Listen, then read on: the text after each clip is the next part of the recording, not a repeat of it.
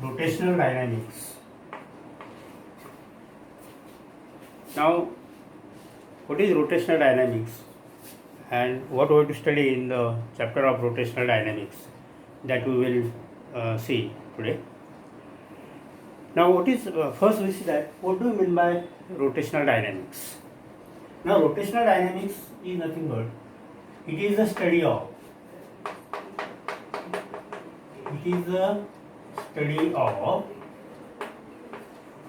motion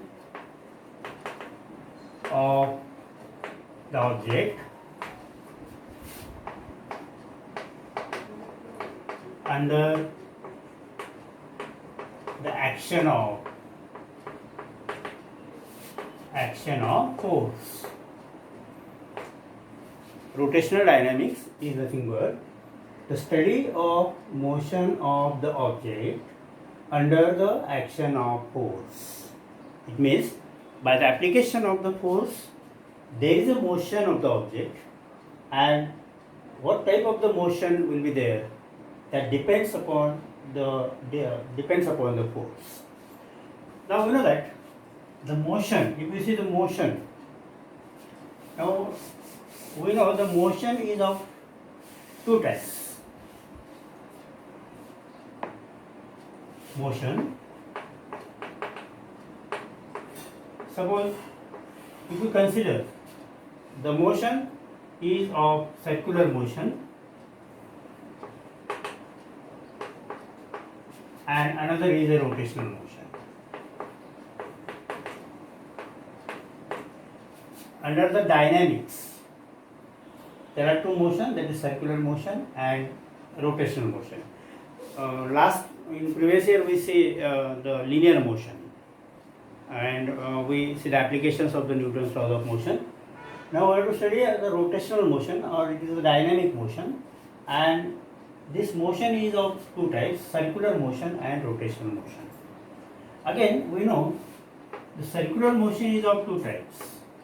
One is horizontal circular motion and another one is a vertical circular motion.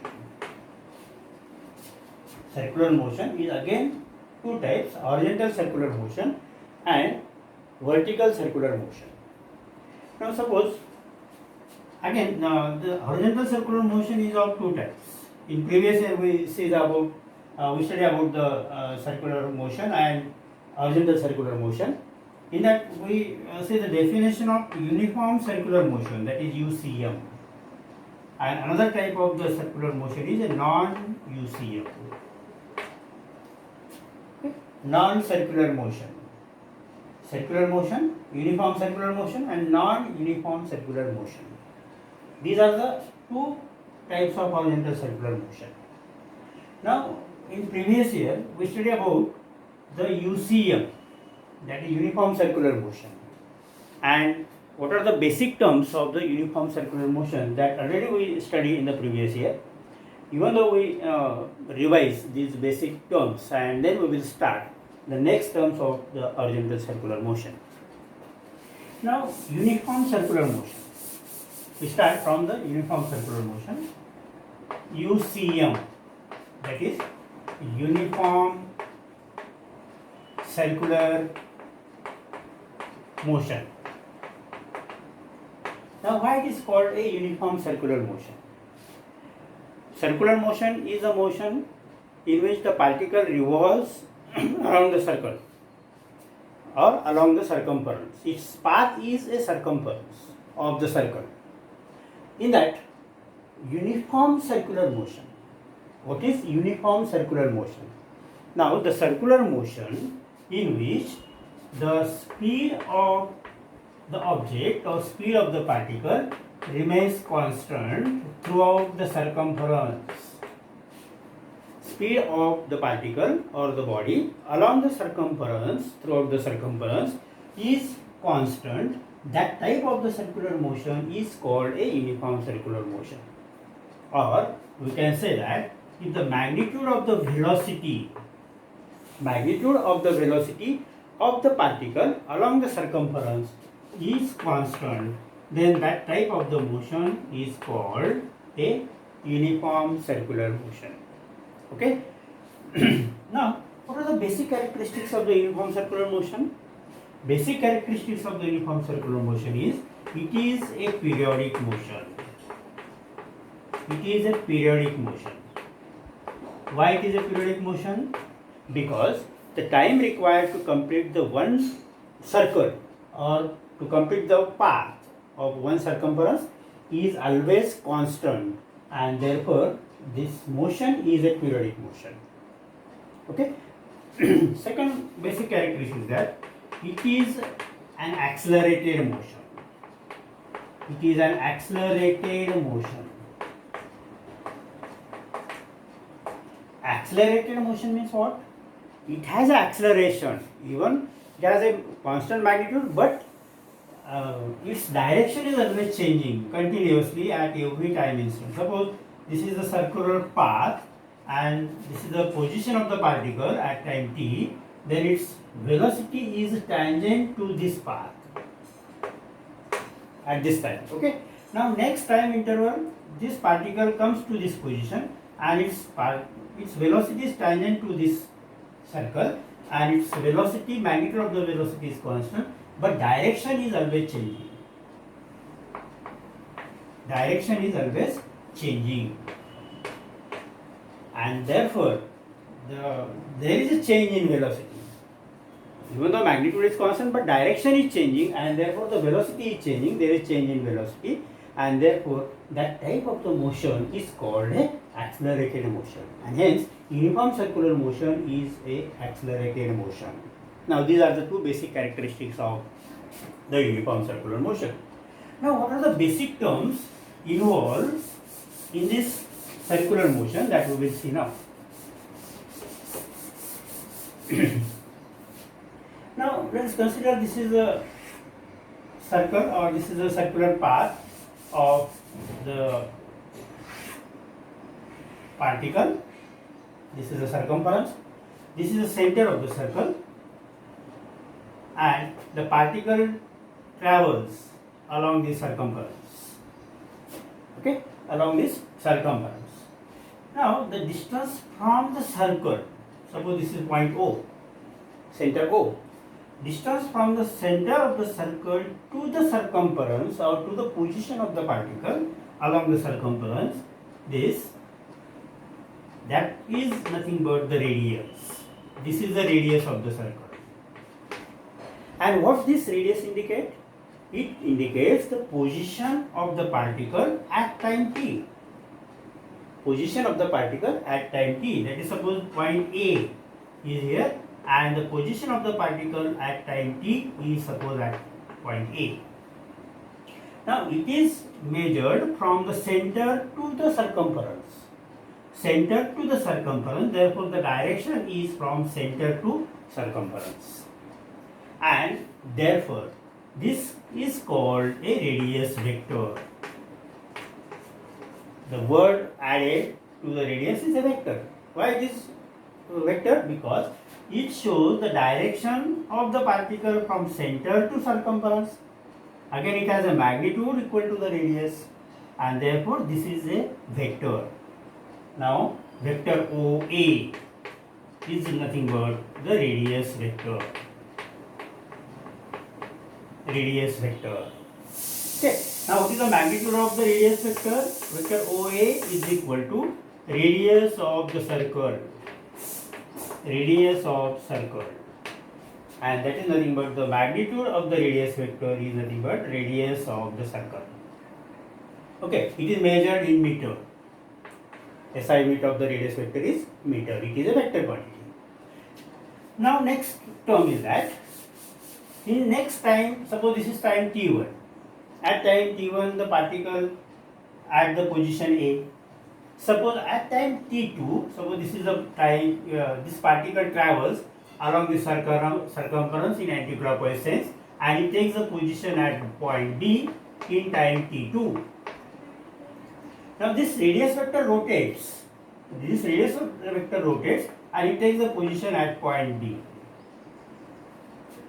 Okay, in time t2. Then what will happen here? This radius vector makes a angle at the center here.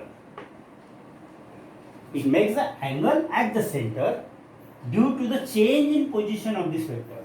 Now this is the initial position of the radius vector, and this is the final position of the radius vector, and in between this it makes some angle, that is theta, and that theta is called a angular displacement. Angular displacement.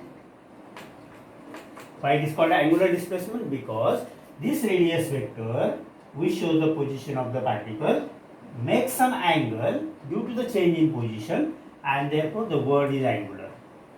And there is a displacement from this point A to point B, and therefore the word is displacement. And the angle made by this radius vector, at the center of the circle, is called a angular displacement. Now the definition of the angular displacement is that angle subtended by the radius vector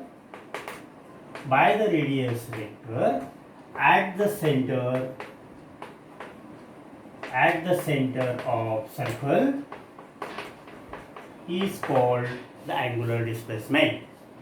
Now again, this angular displacement is a vector quantity, therefore you can show it as a vector theta. Now for the infinitesimal time interval, it is a smaller angular displacement, and you can write it as a vector delta theta in a small time interval delta t. That is called a infinitesimal time interval. Now this is about the angular displacement. Now this theta can be written as the formula of theta. What is angle? In geometry we know that the arc upon radius is called the angle.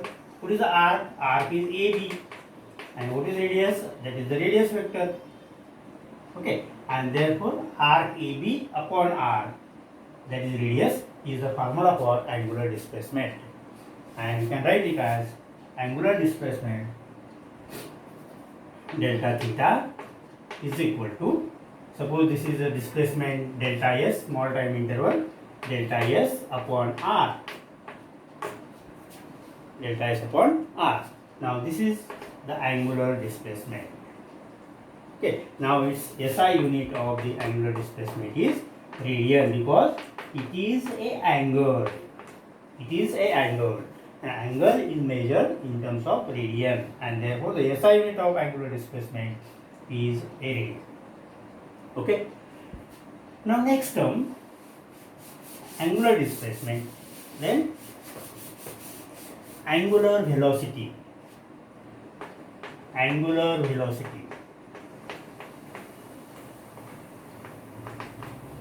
In linear motion we know that the rate of change of displacement is nothing but linear velocity.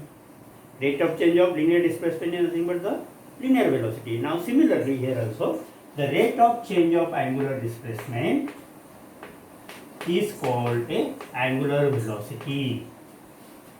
Rate of change of angular displacement is called a angular velocity.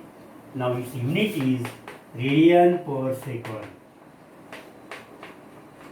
SI unit is radian per second. Angle is measured in radian and time measured in second, and therefore the angular velocity is measured in radian per second. And what is the SI unit here?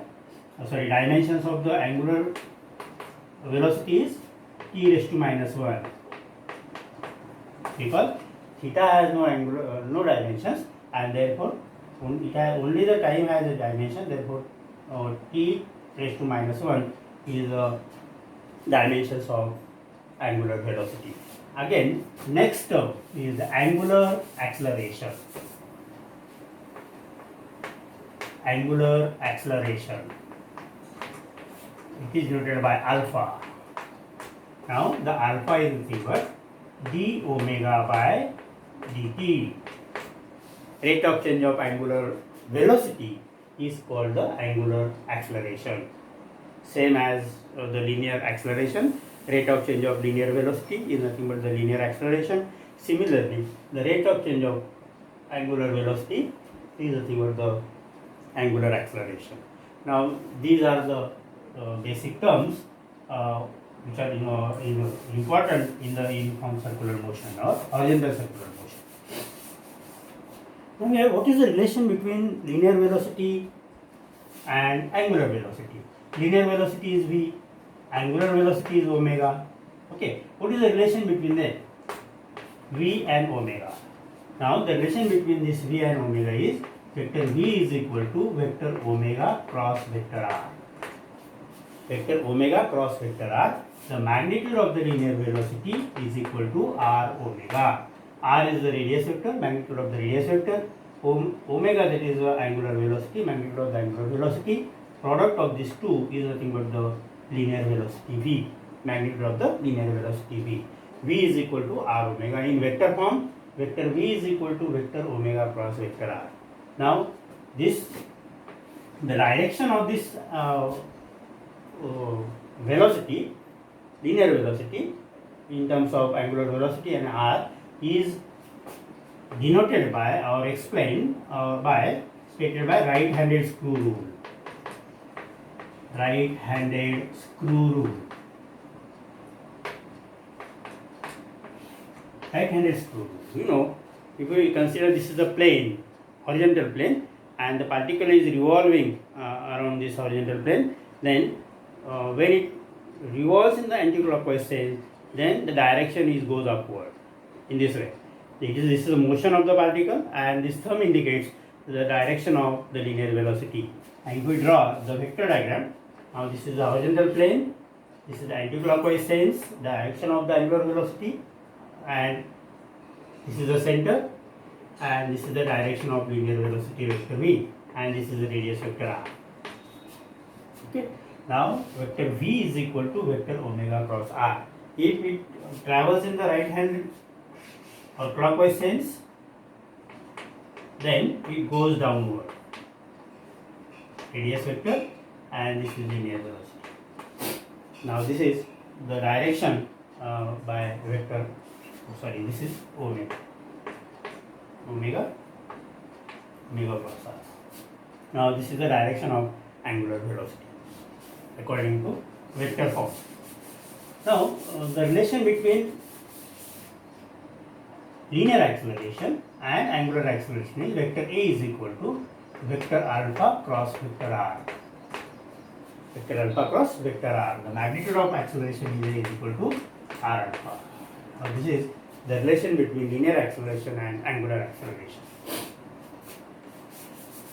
Now, these are the basic terms which are learned in previous years.